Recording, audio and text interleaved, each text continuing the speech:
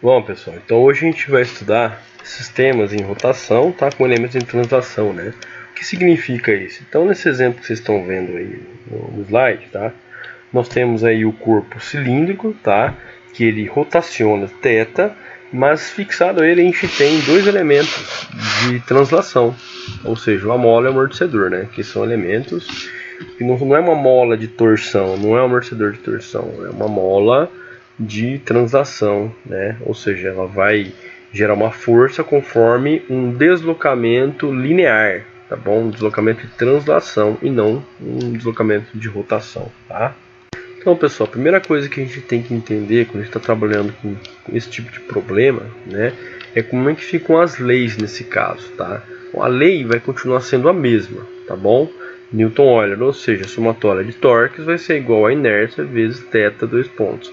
Só que nesse caso, quem vai gerar o torque são forças, né? Então a gente tem duas forças aí no exemplo, FK12 e FB1, tá? Como que ela vai gerar esse torque?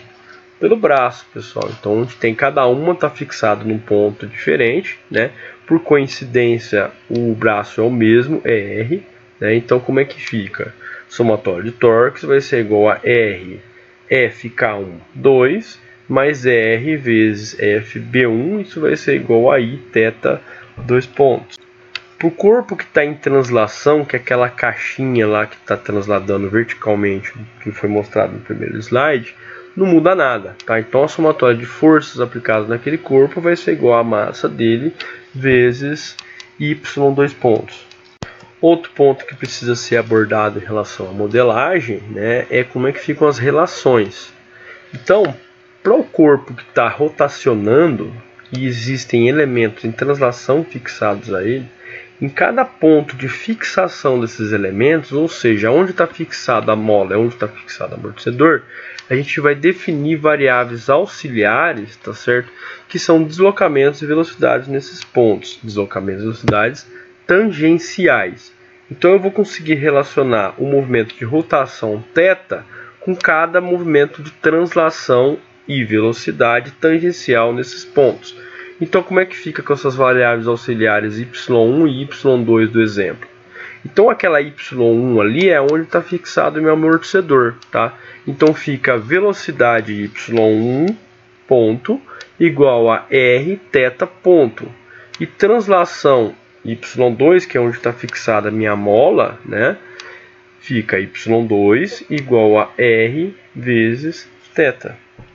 Eu basicamente, pessoal, estou vendo qual que é o deslocamento e a velocidade tangencial no ponto de fixação do elemento. Nada mais que isso, que a gente sabe que é r θ ou r θ ponto.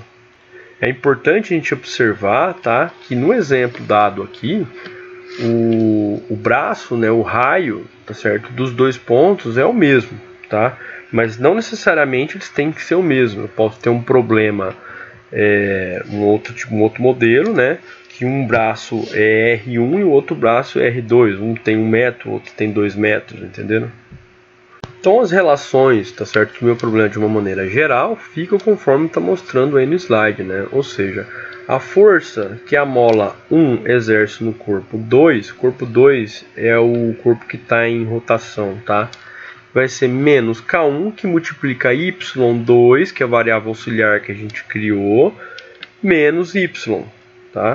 E a força que a mola K1 exerce no corpo 1 é igual a menos K1, que multiplica Y menos Y2. Novamente, lembrando aquela sistemática que eu ensinei para vocês, né?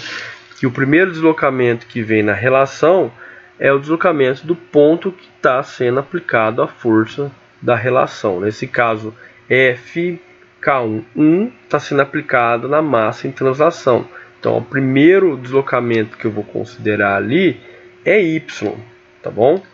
Passar para a próxima, FB1. FB1 é a força que o amortecedor B1 exerce no corpo 2 em rotação, né? Então fica menos B1 que multiplica Y1 ponto, tá? Que é a velocidade que a gente criou, auxiliar que a gente criou, né? Que é onde está sendo fixado o meu amortecedor.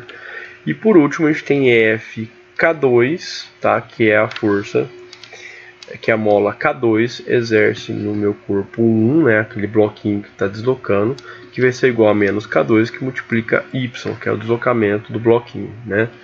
E por último ali a gente tem as relações que a gente já discutiu anteriormente, no slide anterior, que é exatamente como que eu relaciono o meu deslocamento tangencial do ponto de fixação desses elementos com o θ ou o θ ponto. Aí para a questão de obtenção do modelo fica bem simples, né? Basta a gente fazer o que a gente já sabe, né? O que a gente já vem fazendo nos outros modelos. Então a gente vai pegar as relações que foram criadas e colocar nas leis, tá bom? Deste exemplo que a gente viu, a gente vai ter duas leis sendo aplicadas, tá? Então a lei de Newton, o corpo em translação, corpo 1 em translação, que é aquele bloquinho de translação vertical. Lei de Newton-Euler sendo aplicada no corpo 2, que é aquele que está em rotação, tá? E dessas duas leis vão sair duas equações, tá? Aí eu vou pegar as minhas relações que eu criei e vou jogar dentro dessas minhas leis. Aí eu vou manipular essas duas equações, né? E vou isolar, né, os estados, tá bom?